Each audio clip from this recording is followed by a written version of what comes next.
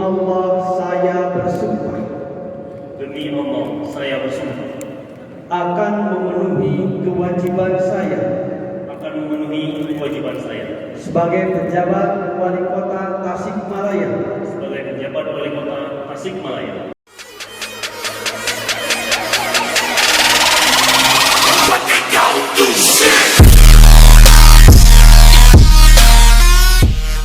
Assalamualaikum warahmatullahi wabarakatuh. Terima kasih pada teman-teman yang masih konsisten melihat video-video saya.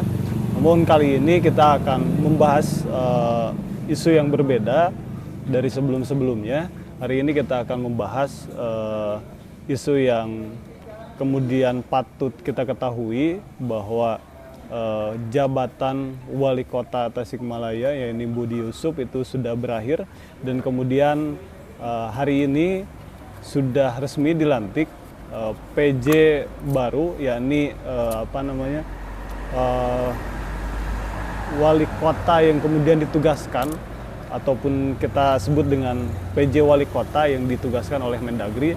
Sebelumnya saya akan bacakan dulu beberapa berita yang kemudian ini menjadi referensi kita bersama, ya. Menteri Dalam Negeri yakni Tito Karnavian resmi menunjuk DRCK Pirguansyah sebagai pejabat PJ Wali Kota Tasikmalaya. Keputusan ini tertuang dalam surat keputusan SK Mendagri. Kemudian juga Dr. CK ini lahir di Palembang pada tanggal 19 September 1979. Kemudian Dr. CK Pirguansyah merupakan Direktur Fasilitasi Kelembagaan dan Kepegawaian Perangkat Daerah pada Direktorat Jenderal Otonomi Daerah, ya, Mendagri. Jadi kalau misalnya secara profil, ya, PJ Wali Kota Tasikmalaya yang baru saja tadi dilantik, namun SK-nya itu turun kalau nggak salah tanggal 7 November. Nah, dan kemudian hari ini sudah sah menjadi PJ Wali Kota Tasikmalaya. Mungkin tadi sekilas mengenai profil beliau dari mulai mempunyai gelar dokter dan kemudian pernah menjabat secara struktural di Mendagri.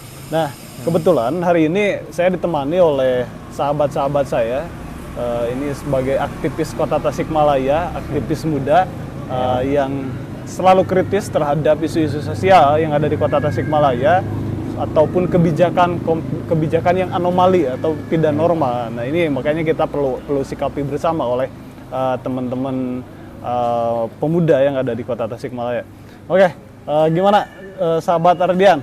Siap. Sahabat Ardian? Sehat, sahabat Daru? Siap. Nah, ini teman-teman saya yang kemudian selalu aktif. Sahabat Ardian ini adalah salah satu pengurus cabang PCPMI Kota Tasikmalaya yang kemudian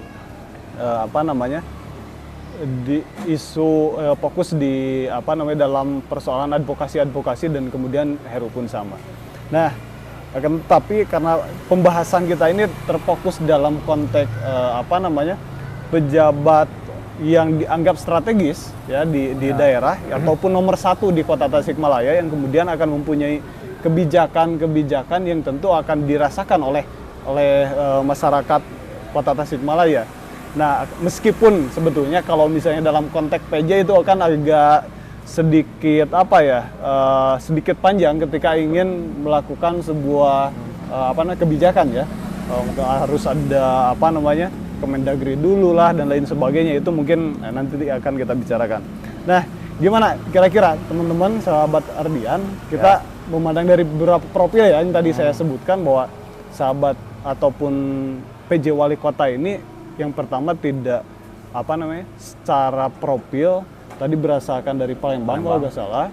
Kemudian beliau itu salah satu pejabat Mendagri juga kemudian yang ditugaskan oleh Mendagri Tito Karnavian untuk bertugas di Kota Tasikmalaya. Gimana kira-kira pandangan terhadap sosok PJ Wali Kota yang kemudian akan menjabat 2,5 tahun kalau nggak salah itu di Kota Tasikmalaya?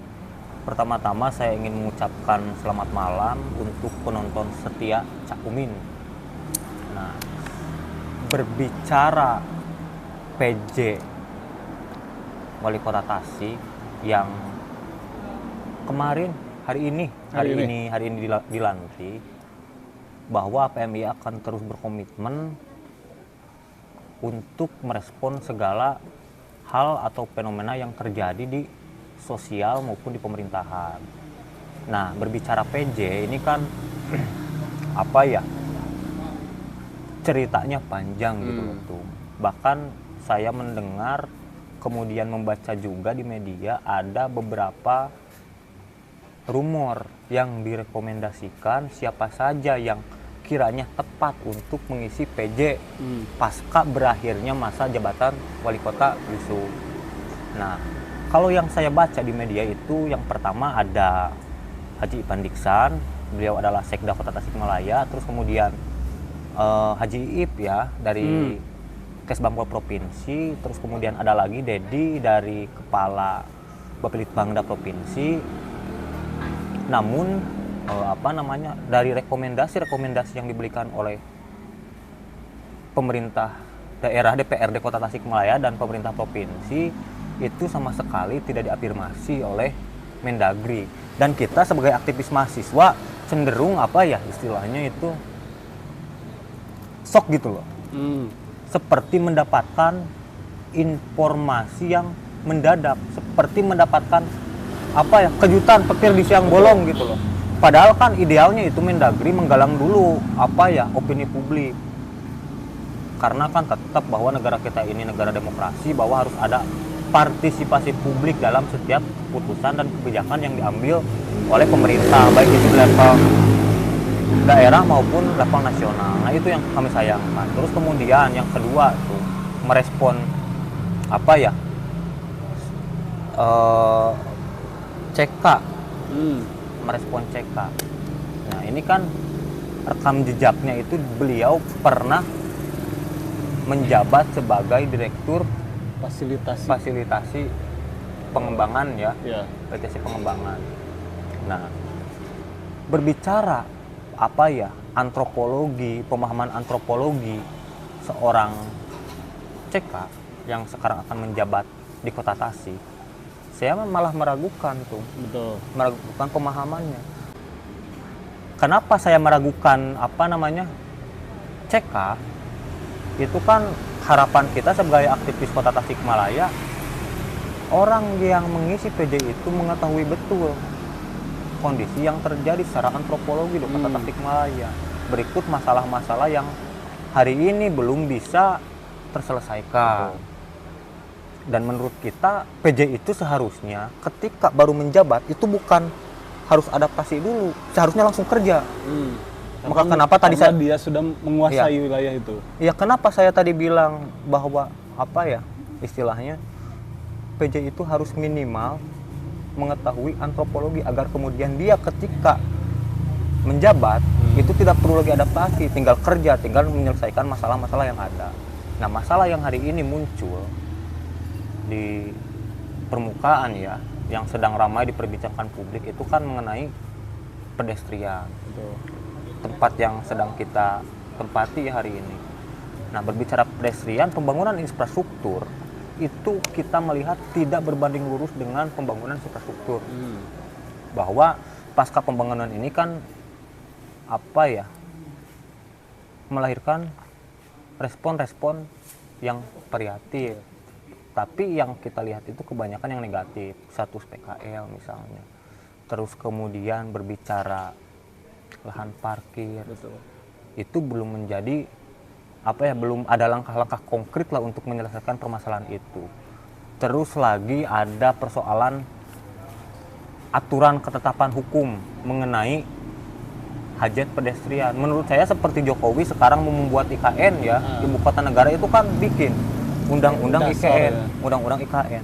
Nah, seharusnya pemerintah Kota Tasikmalaya dan DPRD itu juga membuat aturan perwalkot ataupun perda mengenai bagaimana cara mengelola pedestrian agar si masyarakat Kota Tasikmalaya ini terlayani dan terkendali oleh aturan yang dibuat. Jangan sampai misalnya bahwa visi pedestrian ini untuk menata wajah kota Tasik. Betul. Tapi sama sekali tidak ada payung hukum, sehingga PKL hari ini kan bebas saja.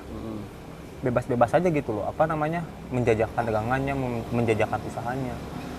Nah, kalau misalnya pemerintah mau tegas, ya, PKL itu harus direlokasi ke tempat yang memang bisa memberdayakan si PKL itu sendiri.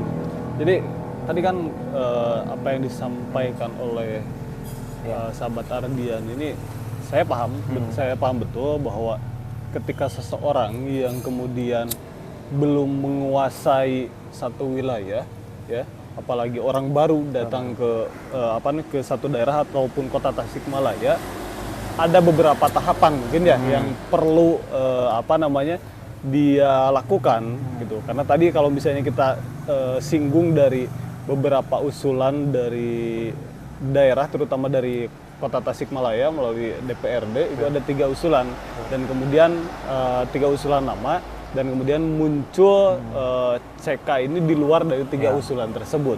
Ini kan satu hal yang kalau kata Ardian tadi kayak petir di siang bolong kan gitu, membuat masyarakat shock gitu dengan sosok baru yang kemudian belum mengetahui antropologi Kota Tasik, permasalahan-permasalahan yang ada di Kota Tasikmalaya. Kira-kira step apa sebetulnya yang kemudian harus dilakukan oleh seseorang yang kemudian belum memahami satu wilayah dan kemudian ingin menyelesaikan solusinya? Toh masalahnya pun mereka ataupun dia belum paham dan belum mengetahui gitu. Contoh tadi pedestrian dan bahkan masih banyak kan permasalahan-permasalahan lain ataupun PR-PR lain yang kemudian harus diselesaikan di Kota Tasikmalaya. Meskipun sebetulnya dalam waktu yang betul-betul singkat gitu loh. Apalagi ini harus ditambah dengan konteks adaptasi karena orang baru ya. Kira-kira apa yang kemudian harus kita bangun sebagai generasi muda? Apakah dengan kita makin banyaknya mengkritik bahwa untuk menjadi satu referensi buat orang baru yang datang ke Tasik ini membuka cakrawala baru mengenai Tasik atau seperti apa kira-kira? Nah, menurut saya seharusnya langkah-langkah yang harus dilakukan oleh CK ya itu dengan mengimplementasikan teori pentahelik. Yang dimana dalam teori pentahelik tersebut semua orang diundang untuk terlibat berpartisipasi dalam rangka mewujudkan suatu inovasi, baik itu berupa kebijakan publik maupun resolusi atas masalah-masalah yang terjadi di Kota Tasikmalaya. Nah, pentahelik itu mengundang pihak akademisi, mengundang mahasiswa, kemudian mengundang tokoh masyarakat untuk duduk bersama, membicarakan masalah-masalah yang terjadi. Selain daripada pedestrian tuh, kita melihat hari ini mengenai sampah, kemudian RDTR, RT/RW yang tidak sesuai, terus penataan kota yang tidak memberikan area hijau, seharusnya kan 30%, tapi yang kita baca itu Pemkot baru menyediakan 14% lahan terbuka hijau. Nah, itu kan menjadi masalah-masalah yang perlu bisa dijawab oleh seorang CK.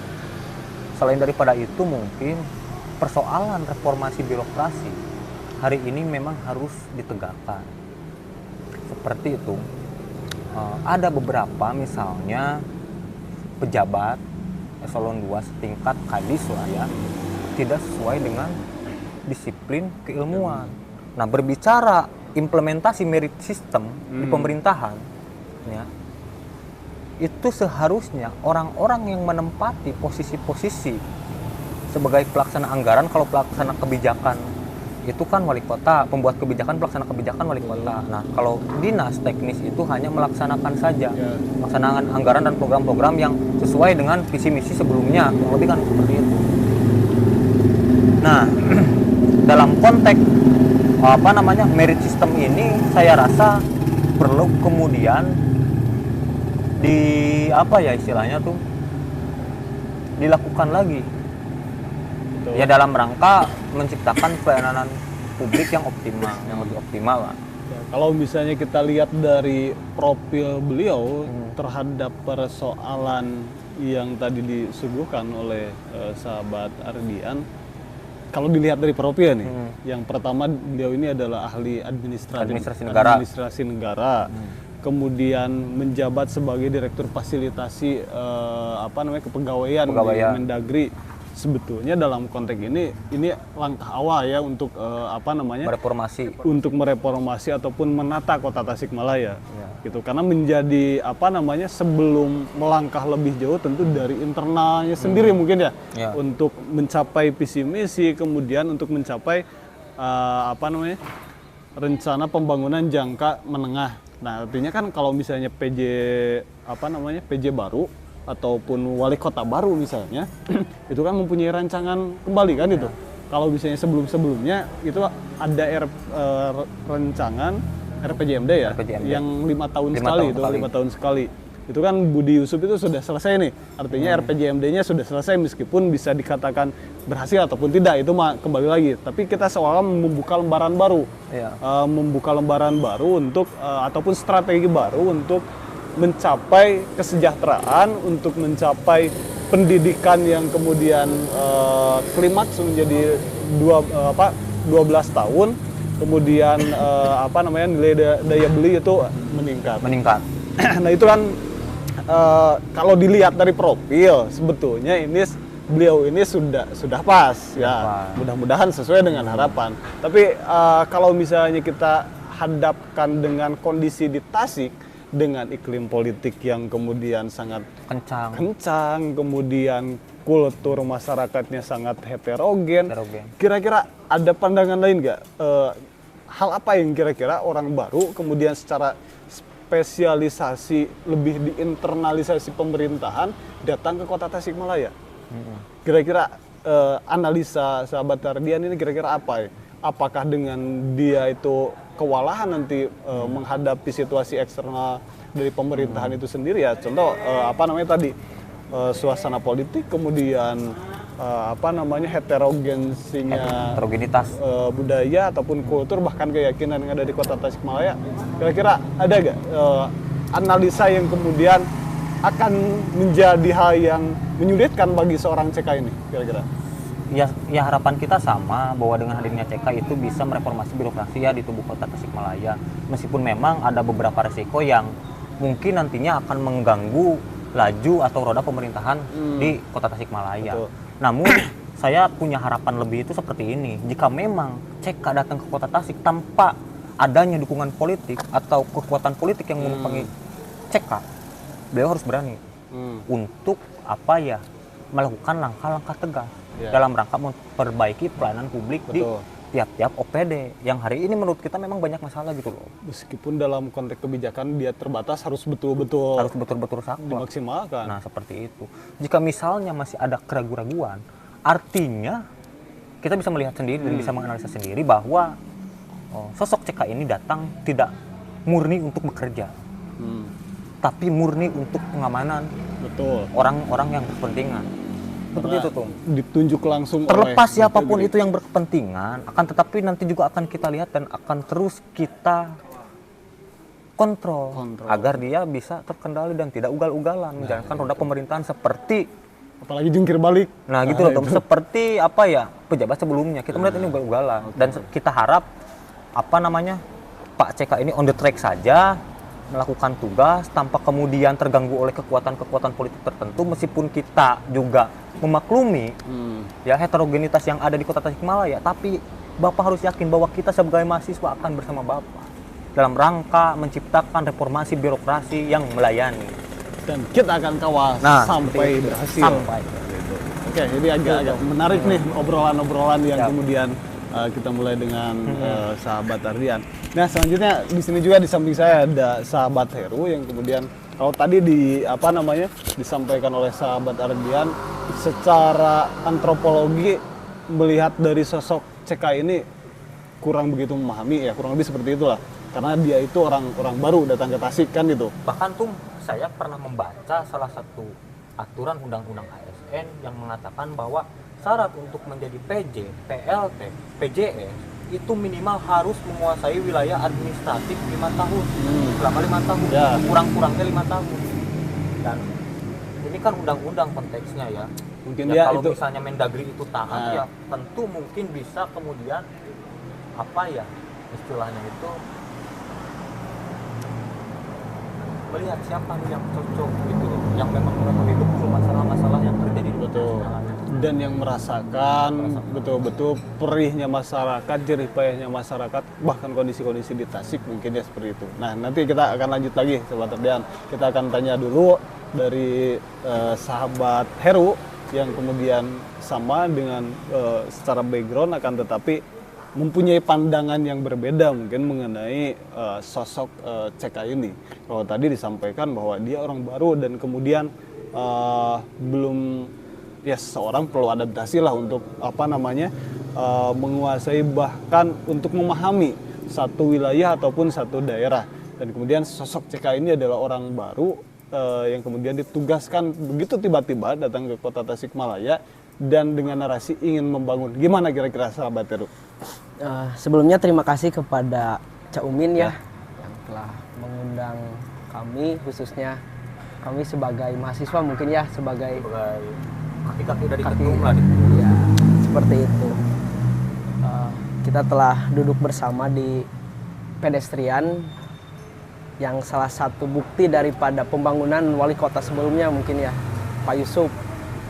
Dan hari ini kita mendapatkan kabar baru bahwa wali kota Tasikmalaya telah habis jabatannya. Jadi ini ada kabar gembira, sedih atau apa kira-kira? Mencengangkan. Iya, seperti itu. Betul.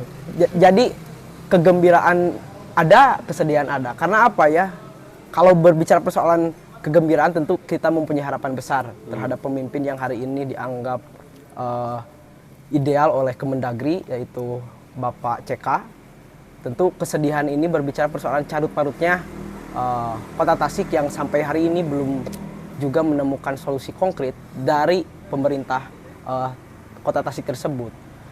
Melihat carut marutnya permasalahan yang terjadi di sosial itu menjadi tanda bukti bahwa sejauh mana pemerintah Kota Tasikmalaya memahami konsepsi good government dan good governance. Tentu Apa kan good government itu? pemerintah yang Pemerintah baik. yang baik, ya. Kalau good governance itu berbicara persoalan tata kelola pemerintahan itu sejauh mana. Maka kan itu ya pelayanan pemerintah di Kota Tasikmalaya sejauh mana telah memberikan perubahan-perubahan terhadap secara kehidupan di masyarakat. Tentu hal tersebut itu perlu adanya reformasi birokrasi. Karena yang berdampak terhadap buruknya pelayanan terhadap masyarakat itu akan sangat berpengaruh terhadap keberlangsungannya masyarakat di Kota Tasikmalaya seperti itu, Cak. Menarik. Jadi kalau misalnya saya ambil benang merah yang kemudian sahabat-sahabat sampaikan tadi, good government itu yang mungkin langkah awal ya. Yang harus betul-betul diselesaikan di Kota Tasikmalaya. Sebelum jauh-jauh melangkah tentu dari tubuh pemerintahnya itu sendiri ya. Contoh tadi jangan sampai satu OPD yang kemudian tidak sinkron dengan skill keilmuan ataupun basic keilmuan kemudian ditempatkan di tempat yang berbeda dengan basicnya. Nah, ini akan menghasilkan kebijakan yang kemudian tidak relevan juga gitu. Nah, selain daripada itu kira-kira apa yang akan menjadi keberatan dari seorang CK ini menghadapi Kota Tasikmalaya? Ya tentu sedikit disinggung tadi oleh Cak Umin ya berbicara persoalan sinkronisasi antara OPD A dan OPD B itu memang itu menjadi permasalahan yang menjadi rahasia umum lah untuk masyarakat Kota Tasikmalaya, apalagi kita sebagai mahasiswa tentu melek terhadap ketidaksinkronan antara dinas dengan dinas yang lain. Kan hal tersebut itu perlu kita tegaskan kembali bahwa pemerintah hari ini terkesan lebih kepada mementingkan segelintir kelompok. Betul. Bukan kemudian mengakomodir apa yang menjadi kepentingan masyarakat. Saya di sini tentu memahami hal tersebut, sering kita dengan melakukan gerakan ataupun advokasi yang dilakukan oleh sahabat-sahabat kita. Hal tersebut itu karena sudah muak melihat kenapa kok pemerintah itu lebih menegaskan kepada masyarakat harus memahami mereka, bukan kemudian mereka yang harus memahami kepada masyarakat. Itu kan kemudian logikanya kan terbalik. Ya. Seharusnya kan dia yang harus memahami masyarakat. Apa loh yang hari ini memang perlu diperbaiki di Kota Tasikmalaya? Pembangunan yang hari ini dilakukan oleh pemerintah itu cenderung lebih kepada infrastruktur, bukan kemudian berbicara persoalan pembangunan infrastruktur. Berbicara persoalan generasi muda yang hari ini dianggap sebagai sebagai penerus yang akan meneruskan Kota Tasikmalaya ini akan menjadi apa? Sampai hari ini tidak ada upaya konkret dari pemerintah tersebut, khususnya untuk OPD-OPD yang mempunyai tugas dan fungsi dalam pembangunan infrastruktur mengenai persiapan pemuda Kota Tasikmalaya. Jadi itu kalau kita lihat hanya sebagai narasi saja ya, dengan Indonesia Emas tahun 2045 lah, kemudian dengan banyaknya pemuda-pemuda kreatif yang tidak difasilitasi oleh pemerintahnya itu sendiri lah. Jadi seolah di Tasik ini yang pertama secara keyakinan heterogen, budaya heterogen, dan juga jangan salah Bapak CK ini perlu diketahui bahwa di Tasik ini banyak sekali komunitas-komunitas, artinya kreativitas anak-anak muda ini sudah muncul. Tapi ini tidak berarti hadirnya pemerintah kemudian mengintervensi dan membuat keheterogenan ataupun banyaknya komunitas-komunitas ataupun wadah kreativitas dari teman-teman anak pemuda kan itu. Buktinya toh hari ini kita seolah-olah tidak tidak menjadi fokus pertama dalam pembangunan dari pemerintah itu sendiri. Nah ini yang menjadi persoalan. Bahkan ada satu ukuran baru sebetulnya dalam konteks maju dan tidak majunya satu daerah, yaitu bisa diukur dari indeks pembangunan pemuda. Nah ini yang tidak pernah disentuh dan tidak pernah bahkan dinarasikan mungkin dari pemerintah Kota Tasikmalaya. Sedangkan ketika berbicara mengenai kota kan identiknya itu dengan kemajuan berpikirnya, dengan peradabannya, dengan teknologinya dan lain sebagainya. Kira-kira gimana sahabat Ardian mengenai pemuda ini? Yang menarik soalnya ini tadi yang disampaikan oleh sahabat Heru. Tadi kan sahabat ketua dan sahabat saya Heru menyampaikan bahwa hari ini Indonesia sedang mempersiapkan generasi emas, Indonesia Emas 2045. Yang kita tidak harapkan dengan tidak hadirnya pemerintah, dengan tidak memfasilitasinya pemerintah dalam rangka kreativitas pemuda, itu malah melahirkan Indonesia cemas tuh. Nah, ketika misalnya generasi mudanya ya tidak difasilitasi kreativitasnya, inovasinya, gagasan-gagasannya mengenai perbaikan di masyarakat, revolusi sosial dan lain sebagainya, menurut saya itu tidak akan menjadi pemuda yang berdaya, namun malah menjadi pemuda berbahaya. gitu. Menjadi pemuda berbahaya. Ya memang, karena memang kan tadi Ketum menyampaikan bahwa maju mundurnya suatu bangsa itu kita lihat dulu pemudanya. Dan hari ini kita bisa lihat pemuda di Kota Tasik seperti kemarin marak geng motor. Nah hari ini pemerintah sejauh mana gitu loh menyentuh ya anak-anak kelompok atau komunitas motor itu agar kemudian diberikan ruang dialektika, ruang kreasi. Betul. Sehingga istilahnya pemuda ini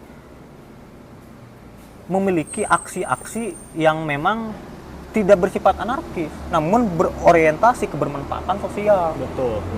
Bukan malah kemadaratan sosial, kurang lebih seperti itu.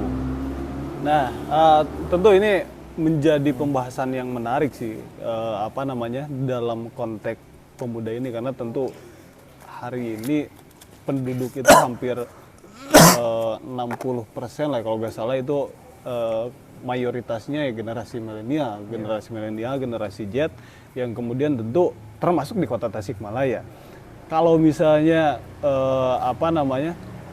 tadi karena sebetulnya kalau permasalahan di Kota Tasikmalaya ini cukup kompleks, mulai dari pemudanya, kemudian tadi mulai dari sampahnya, mulai dari pembangunan infrastrukturnya dan lain sebagainya, itu sangat kompleks. Tapi kalau misalnya saya membayangkan ini ada banyak di daerah-daerah yang lain yang kemudian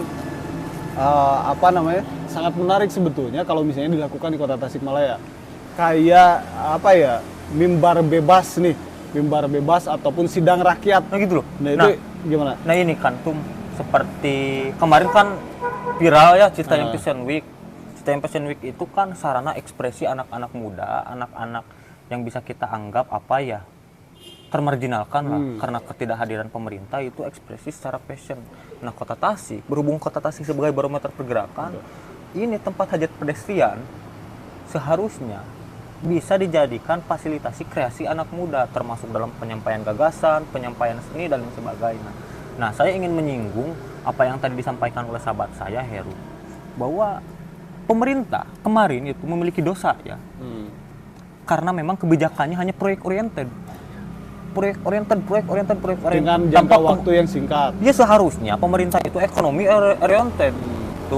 Karena kan yang menjadi masalah krusial di Kota Tasik itu masalah ekonomi. Bahkan Kota Tasikmalaya itu adalah kota termiskin pertama di Jawa Barat. Di Jawa Barat. Bukan kota Sangat yang semangat sekali. Nah, kota termiskin se-Jawa Barat. Gini loh. Maksudnya gini loh. Nah, hari ini oke lah proyek oriented jika memang akan melahirkan pertumbuhan ekonomi. Cuma yang harus dilakukan, langkah-langkah konkret yang harus dilakukan oleh sahabat CK. Saya bilang sahabat CK karena kita punya harapan lah kepada. Tapi kalau misalnya sahabat CK ini tidak memenuhi harapan-harapan mahasiswa untuk melakukan perbaikan, jangan sebut sahabat. Apa kira-kira? Pengkhianat. Pengkhianat. Pengkhianat gitu loh. Atau penjahat. Kalau secara ya betul. Jadi jadi harus dimulai dari pembangunan infrastruktur. Tadi sahabat saya Heru menyampaikan bahwa tidak ada suatu keharmonisan antar OPD. Kejadian seperti ini. PUPR dengan PUPR-nya, dishub dengan dishubnya, sedangkan kan persoalan lain juga perlu kemudian dipikirkan. Ya. Direkayasa lalu lintasnya dan sebagainya. Terus kemudian Indag, peran dalam merelokasi PKL, dalam memfasilitasi PKL untuk menata hajat Cihideng itu sudah sejauh mana? Yang ada kan dengan adanya tempat pedestrian ini, sama sekali malah istilahnya, mending kita ngomong ya. Lanjut.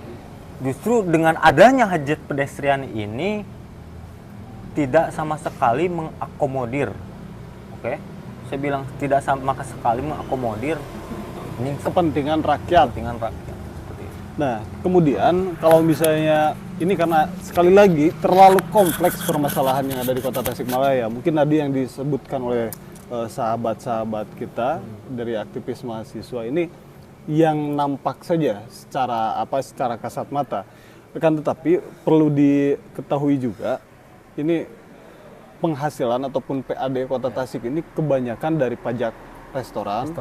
Kemudian hotel itu jadi salah satu sumber pendapatan yang kemudian dianggap tinggi ya dibanding yang lain. Nah, saya juga pernah membaca nih referensi bahwa bahkan ada beberapa hotel yang kemudian banyaknya ini baliho ya. Padahal itu pajaknya luar biasa.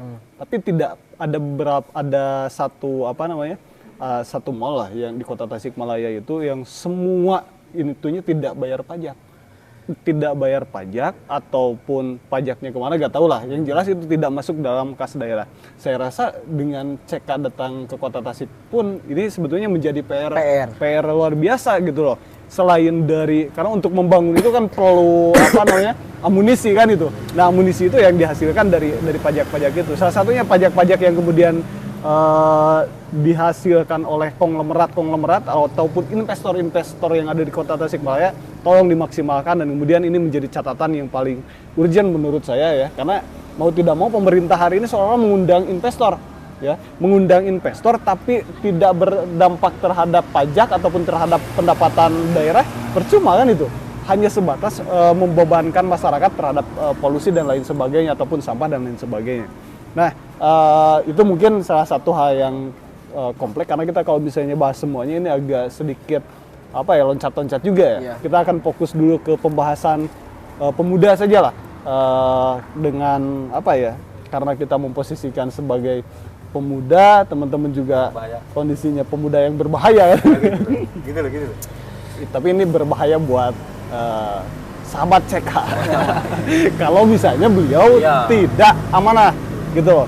Nah, makanya kira-kira apa harapan anak-anak muda ataupun teman-teman lah dari aktivis langkah awal. Kalau menurutku tadi kiranya bisa menghadirkan mimbar bebas ataupun sidang rakyat misalnya, itu langkah awal yang kemudian untuk membuka referensi sahabat CK ini menjadi terbuka gitu mengenai Kota Tasikmalaya. Atau kira-kira apa? Ya mungkin karena saya juga sebagai pemuda tentu mewakili ya untuk secara umum pemuda di Kota Tasikmalaya. Saya menginginkan dan mempunyai harapan besar kepada sahabat CK ini untuk kemudian mampu memberikan ruang terbuka terhadap pemuda di Kota Tasikmalaya yang mempunyai potensi ataupun yang mempunyai hobi baik di kesenian, baik di dunia otomotif ataupun hobi-hobi yang lainnya. Karena jangankan memberi fasilitas, perhatiannya pun sangat minim yang saya rasakan di Kota Tasikmalaya. Jadi jangan terlihat bahwa Kota Tasik itu dilihat dari segi estetiknya itu, Kang. Tapi percuma kalau misalkan kota ini terlihat estetik tapi generasinya sakit, kan percuma. Seharusnya kan pemerintah lebih mengutamakan terlebih dahulu pembangunan infrastruktur tersebut. Karena kalau infrastruktur mempunyai jarak ataupun mempunyai umur yang paling lama 5 tahun sih kuatnya. Tapi kalau misalkan pendidikan ataupun pembangunan infrastruktur itu kemudian akan membangun mindset, pola pikir daripada generasi tersebut. Jadi gini, kalau saya memahami yang dibuat kebijakan-kebijakan yang dibuat oleh pemerintah kita, terus pemerintah Kota Tasikmalaya ini tidak visioner itu. Mereka ini hanya terpaku dalam konteks rancangan yang 5 tahun itu RPJMD kan, Ya. Rancangan 5 tahun tidak mengacu terhadap SDGs, tidak mengacu terhadap RPJMN kan, itu tidak mengacu terhadap RPJPP ataupun rencana pembangunan jangka panjang. Artinya kalau misalnya jelas, kalau misalnya rencana pembangunan jangka panjang tentu pembangunan suprastruktur itu yang paling prioritas dibanding dengan dengan infrastruktur. Nah, ini kan kalau misalnya apakah karena referensinya kurang atau karena informasinya kurang. Nah, ini yang menjadi PR, karena sahabat CK ini mau tidak mau kalau misalnya di pusat di Jakarta itu kan pusatnya informasi. Ya. Semua informasi itu pasti masuk ya. Beliau pasti memahami lah dengan pengalamannya, kemudian dengan profilnya bahwa pembangunan ini harus mengacu ke dalam pembangunan jangka panjang supaya anak-anak muda ini tidak sebagai terlantar gitu. Yeah. Kalau di Jakarta mungkin lebih ini yang Fashion Week gitu, Yeah. Citayam Fashion Week. Kalau di kita kan geng motor kan gitu, itu itu kan perbandingan. Yang trending ya. Karena apa? Kultur yang berbeda gitu loh, dan kemudian konteks masyarakat yang berbeda. Kira-kira gimana? Nah, kalau di Jakarta itu ada Citayam Fashion Week, nanti itu kalau misalnya pemerintah tidak ingin menyediakan ruang atau fasilitas terhadap anak muda untuk mengekspresikan apa yang ada dalam pikiran dan perasaannya, kita inisiasi saja sebagai pemuda yang memang peduli terhadap Kota Tasik dan kesadaran Kota Tasik. Nah, tadi saya bilang ya, kalau Jakarta itu ada Citayam Fashion Week, nanti kita bikin di Hajat Pedestrian ini free pulpit. Apa itu free pulpit? Mimbar bebas. Untuk membicarakan apa? Membicarakan segala hal. Tentu memang berorientasi pada perbaikan-perbaikan yang nantinya bisa dirasakan oleh elemen masyarakat. Nah, konteks kepemudaan itu bagian dari segmentasi ya. Segmentasi yang perlu lebih diprioritaskan selain daripada segmentasi yang lain. Karena memang pemuda itu adalah entitas bangsa yang akan meneruskan estafet perjuangan para pendahulunya, termasuk mungkin wali kota sebelumnya, pejabat pemerintah, pengusaha dan sebagainya. Jadi jika misalnya pemerintah tidak hadir, memupuk kesadaran, memupuk kreativitas, memupuk inovasi-inovasi yang nantinya bisa menjadikan peradaban Kota Tasik ini maju, ya saya rasa bukan malah bonus demografi, yang akan Kota Tasik dapatkan, namun bencana demografi itu. Bencana demografi yang terjadi di beberapa negara. Negara. Ya kan akan terjadi di Kota Tasikmalaya ketika Bapak JK tidak bisa mengendalikan ataupun tidak bisa membawa Kota Tasik ke arah yang lebih baik. Ada lagi ya kira-kira? Terus ini tuh kan pemberitaan di media, bahkan analisis beberapa ahli dan ilmuwan ekonom mengatakan bahwa dunia itu akan menghadapi resesi 2023, dan ini menjadi tanggung jawab karena berbicara dunia itu tentu akan berkorelasi dengan negara dan ke bawahnya itu ke daerah. Ya. Nah, hari ini yang harus kita pikirkan itu mengenai ekonomi di Kota Tasikmalaya yang jelas-jelas statusnya itu kan menjadi nomor pertama terburuk di Jawa Barat. Nah, seperti apa langkah-langkahnya? Dengan penganggurannya yang banyak, terus kemudian daya beli masyarakat yang kurang. Nah, tadi berbicara PAD itu, apakah dengan pembangunan hajat pedestrian ini bisa mengganjot PAD secara signifikan? Saya rasa tidak. Karena seperti tarif retribusi parkir, beberapa lahan parkir itu kan tidak ada gitu loh. Karena memang istilahnya direlokasi untuk pejalan kaki yang tadinya menjadi tempat parkir. Nah, ini yang harus dipikirkan. Pemerintah tadi sempat disampaikan bahwa hanya membangun infrastruktur dan infrastruktur. Seharusnya pemerintah menyiapkan dulu lahan parkirnya, manajemennya seperti apa, agar kemudian pembangunan yang dilakukan ya oleh pemerintah ini tidak sia-sia dan tidak menyebabkan kerugian buat masyarakat. Dan kerugian buat daerah. Buat daerah. Nah, itu harapan kita lah. Salah satunya dalam konteks PAD, baik dari parkir, kemudian dari hotel, dan kemudian dari sumber pajak-pajak yang lainnya. Jadi kalau misalnya hanya memaksimalkan dari PBB, pajak bumi dan bangunan, ya masyarakat kecil yang kemudian akan merasakan konteksnya seperti itu. Tapi tentu tadi sebelum kita melangkah lebih jauh, tentu harus dipersiapkan dulu pondasinya. Contoh ketika kita ingin mengundang investor-investor masuk ke Tasik ataupun konglomerat masuk ke Tasik untuk berinvestasi, tentu perangkat ataupun aturan yang kemudian mampu menjadi keuntungan buat daerah yang akan berdampak kepada masyarakat, itu yang perlu dicatat. Karena itu agak sedikit rancu dan kemudian agak sedikit belum komprehensif dalam konteks aturan, sehingga banyak sektor-sektor yang kemudian secara kasat mata ini tidak enak dipandang, tapi tidak berdampak juga terhadap penghasilan daerah. Oke, terima kasih pembahasan kali ini mengenai PJ ataupun PJ Wali Kota Tasikmalaya yang kemudian baru saja dilantik. Saya ucapkan selamat dan kemudian selamat datang di Kota Tasikmalaya. Silahkan pelajari dulu Kota Tasikmalaya untuk membangun ataupun menata Kota Tasikmalaya, bukan hanya sebatas infrastruktur, tapi suprastruktur itu menjadi poin utama yang kemudian harus digarisbawahi.